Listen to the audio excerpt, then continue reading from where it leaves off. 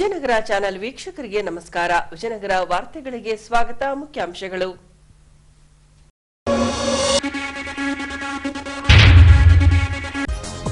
ಜಾರಿ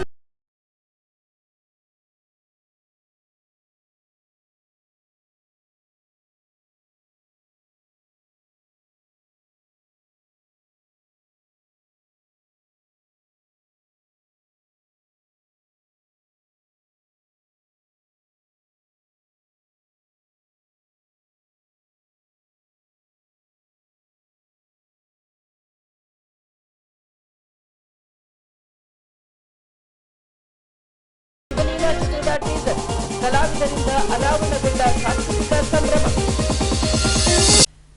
ಈಗ ವಾರ್ತೆಗಳ ವಿವರ. ಮೇ 10ರಂದು ಕರ್ನಾಟಕ ರಾಜ್ಯ ವಿಧಾನಸಭಾ ಚುನಾವಣೆ ನಡೆಯಲಿದ್ದು, ತನ್ನಿಮಿತ್ತ ಭಾರತ ಚುನಾವಣಾ ಆಯೋಗದಿಂದ ಮಾದರಿ ನೀತಿ ಸಂಹಿತೆಯನ್ನ ಜಾರಿ ಮಾಡಲಾಗಿದೆ. ಹೀಗೆ ರಾಜ್ಯವ್ಯಾಪಿ ಚೆಕ್ ಪೋಸ್ಟ್ಗಳನ್ನು ನಿರ್ಮಿಸಿ ಸಂಚರಿಸುವ ವಾಹನಗಳನ್ನು ತಪಾಸಣೆ ನಡೆಸಿ ದಾಖಲೆಗಳಿಲ್ಲದ ಹಣ ಹಾಗೂ ದಾಸ್ತಾನುಗಳನ್ನು ಜಪ್ತಿ ಮಾಡಿ ವಶಕ್ಕೆ ಪಡೆಯಲಾಗುತ್ತಿದೆ. ಹೌದು, ಮತದಾರರಿಗೆ ಆಮಿಷ ಒಡ್ಡಲು ಸಾಗಿಸುವ ಹಣ ಹಾಗೂ ದಾಸ್ತಾನುಗಳನ್ನು ತಡೆಹಿಡಿದು ಪಾರದರ್ಶಕ ಮತದಾನ ಪ್ರಕ್ರಿಯೆ ನಡೆಸಬೇಕೆಂಬ ಉದ್ದೇಶದಿಂದ ಮಾದರಿ ನೀತಿ ಸಂಹಿತೆಯನ್ನ ಜಾರಿ ಮಾಡಿ ಅಕ್ರಮವಾಗಿ ಸಾಗಿಸುವ ಹಣ ಹಾಗೂ ದಾಸ್ತಾನುಗಳನ್ನು ಜಪ್ತಿ ಮಾಡಿ ಪೊಲೀಸರು ತಮ್ಮ ವಶಕ್ಕೆ ಪಡೆಯುವ ಪ್ರಕ್ರಿಯೆ ಮುಂದುವರೆದಿದೆ. ಹೀಗೆ ಕೊಪ್ಪಳ ರಸ್ತೆ ಟಿಬಿ ಡ್ಯಾಂ ಗಣೇಶಗುಡಿ ಬಳಿ ನಿರ್ಮಿಸಿರುವ ಚೆಕ್ ಪೋಸ್ಟ್ ಬಳಿ ಮಂತ್ರಾಲಯದಿಂದ ಬೆಂಗಳೂರಿನತ್ತ ಸಾಗುತ್ತಿದ್ದ ಕಾರನ್ನ ಪರಿಶೀಲಿಸಲಾಗಿ ದಾಖಲೆಗಳಿಲ್ಲದ 20 ತೊಲೆ ಬಂಗಾರ ಹಾಗೂ 80,000 ನಗದು ಹಣ ಕಂಡುಬಂದಿದ್ದು, ಪೊಲೀಸರು ತಮ್ಮ ವಶಕ್ಕೆ ಪಡೆದು ಪ್ರಕರಣವನ್ನ ದಾಖಲಿಸಿಕೊಂಡಿದ್ದಾರೆ. ಸಾರ್ವಜನಿಕರು ಚೆಕ್ ಪೋಸ್ಟ್ ಮೂಲಕ ಹಣ ಅಥವಾ ದಾಸ್ತಾನುಗಳನ್ನು ಸಾಗಿಸಬೇಕಿದ್ದಲ್ಲಿ ಕಡ್ಡಾಯವಾಗಿ ದಾಖಲಾತಿಗಳೊಂದಿಗೆ ಸಾಗಿಸಿದ್ದಲ್ಲಿ ಒಳಿತು. ಇಲ್ಲದಿದ್ದಲ್ಲಿ ನಿಮ್ಮ ಹಣ ಅಥವಾ ದಾಸ್ತಾನು ಸರ್ಕಾರಕ್ಕೆ ಸೇರಲಿದೆ. ಆಮಿಷಗಳಿಗೆ ಒಳಗಾಗದೆ ಕ್ಷೇತ್ರದ ಅಭಿವೃದ್ಧಿ ಬಯಸುವ ಅಭ್ಯರ್ಥಿಗೆ ಮತದಾನ ಮಾಡಲಿ ಎಂಬ ಉದ್ದೇಶದಿಂದ ನೀತಿ ಸಂಹಿತೆಯನ್ನ ಜಾರಿಗೆ ತರಲಾಗಿದೆ.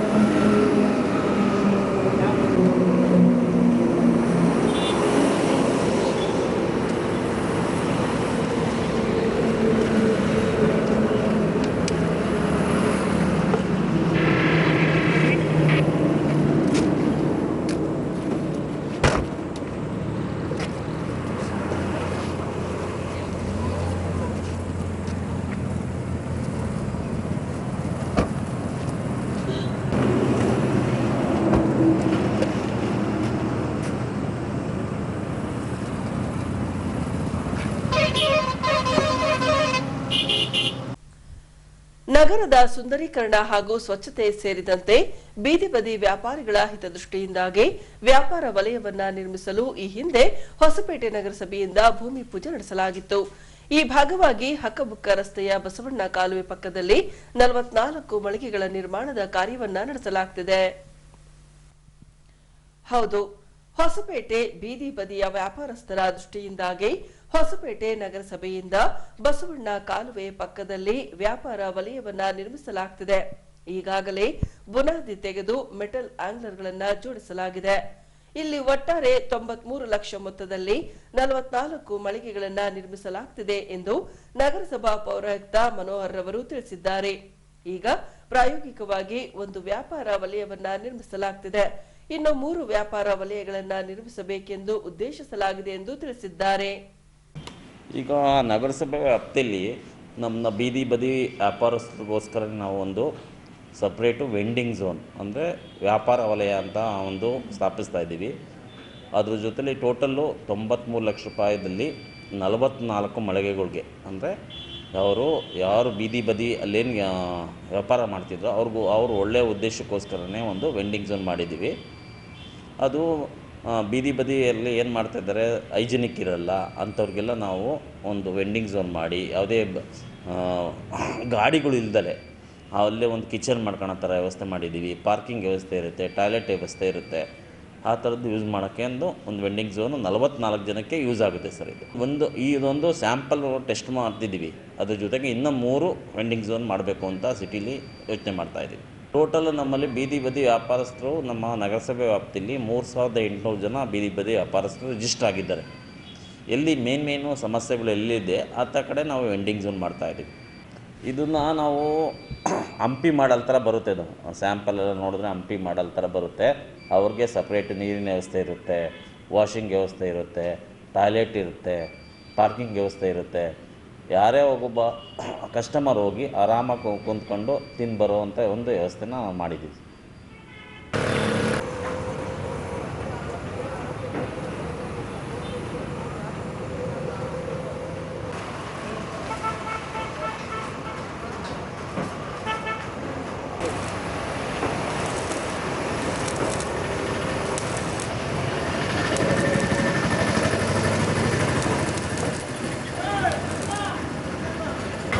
के बारे में बात करेंगे थे, वो कैसा बोलते हैं वो सुनो, वो बोले उसको नबी फोन करी थी। हाँ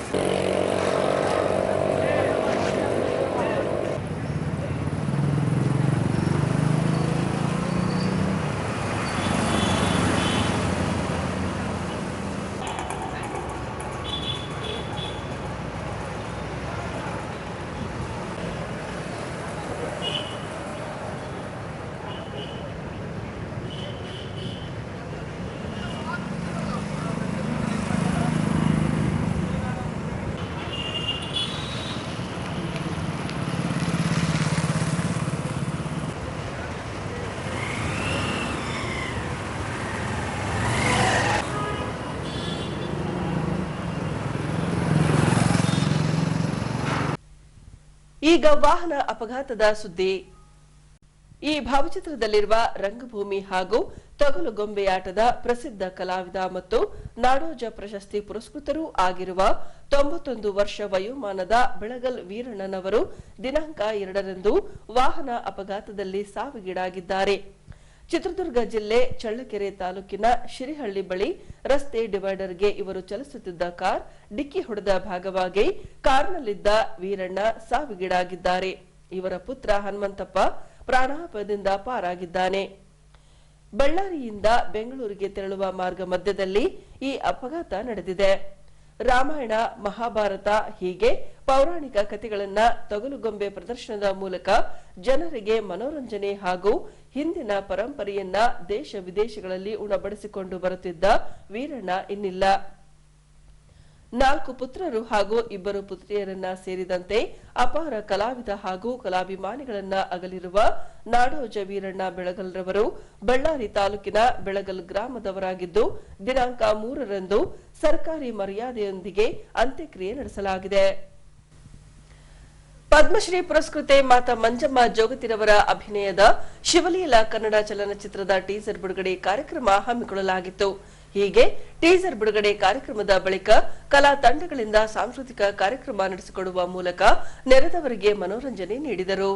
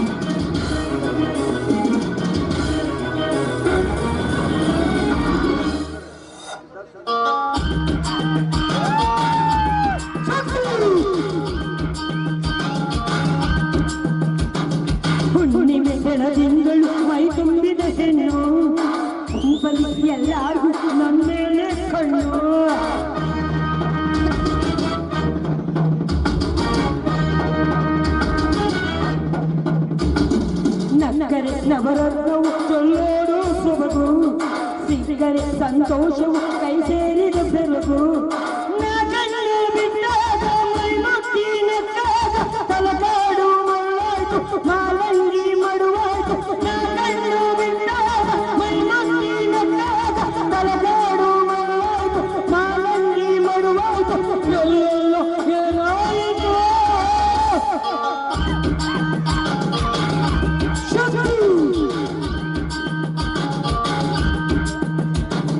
ರಂಬೆ ಈ ವಳಿಯಾರದ ರಂಬೆ ಗೊಂಬೆ ಢಾಕೂರದ ಗೊಂಬೆ ನನ್ನ ತವರೂರು ಆ ಗೊಂಬೆ ಅಲ್ಲಿಂದಲೇ ಬಂದಾದ ನಿಂಬೆ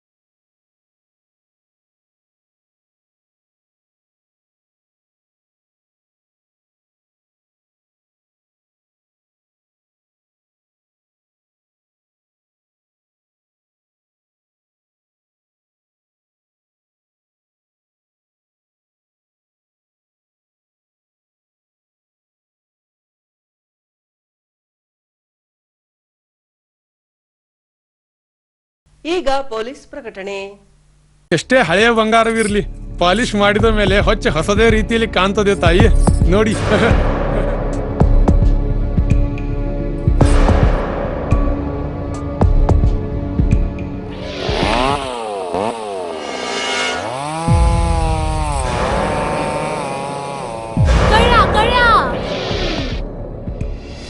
ತಾಯಿ, ನಿಮ್ ಮೈ ಮೇಲೆ ಅದೋ ಹೊಲಸು ಬಿದ್ದಿದೆ.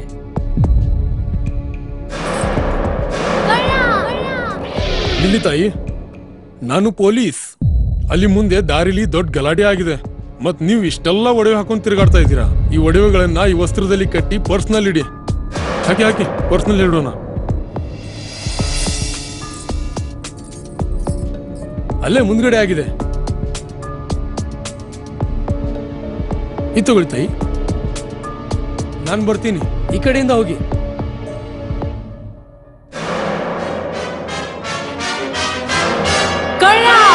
ಇಂತಹ ಮೋಸದ ಸಂಗತಿ ನಿಮಗೂ ನಡೆಯಬಹುದು. ತಮ್ಮ ಬೆಲೆ ಬಾಳುವ ಒಡವೆ ಆಭರಣ ವಸ್ತುಗಳನ್ನು ಎಚ್ಚರಿಕೆಯಿಂದ ಕಾಪಾಡಿ. ಯಾವುದೇ ಮಾತುಗಳಿಗೆ ಮರುಳಾಗಬೇಡಿ. ಸಂಶಯಾಸ್ಪದ ರೀತಿಯಲ್ಲಿ ಯಾರಾದರೂ ಕಂಡು ಬಂದರೆ ಸಮೀಪದ ಪೊಲೀಸ್ ಠಾಣೆಯನ್ನು ಸಂಪರ್ಕಿಸಿರಿ. ನಿಮ್ಮ ದೂರುಗಳನ್ನು ಪೊಲೀಸ್ ಕಂಟ್ರೋಲ್ ರೂಮ್ ಸಂಖ್ಯೆ 100 ಅಥವಾ 083922581000 ನೀಡಿರಿ. ಬಳ್ಳಾರಿ ಜಿಲ್ಲಾ ಪೊಲೀಸರ ವತಿಯಿಂದ ಜನಹಿತಾರ್ಥ ಪ್ರಕಟಿಸಲಾಗಿದೆ. ಈಗ ಕೊನೆಯಲ್ಲಿ ಮತ್ತೊಮ್ಮೆ ವಾರ್ತೆಗಳ ಮುಖ್ಯಾಂಶಗಳು.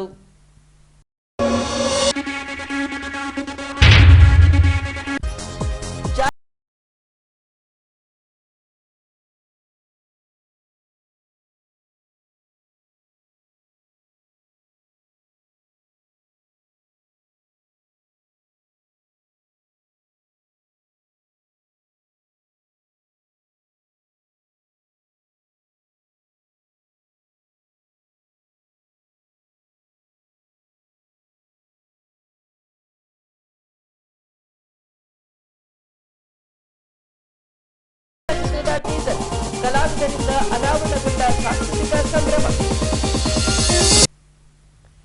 ಇಲ್ಲಿಗೆ ವಾರ್ತಾ ಪ್ರಸಾರ ಮುಕ್ತಾಯವಾಯಿತು. ವಂದನೆಗಳೊಂದಿಗೆ ನಯನ ಉಮೇಶ್.